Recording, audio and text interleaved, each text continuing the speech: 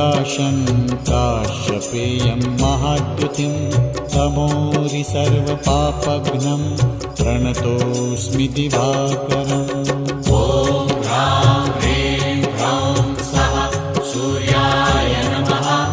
ॐ ह्रां ह्रीं ह्रौं स्वः सूर्याय नमः। जपाकुसुमसङ्काशं काश्यपेयं महाद्युतिं तमोरि सर्वपापघ्नं प्रणतोऽस्मि दिवाकरम्।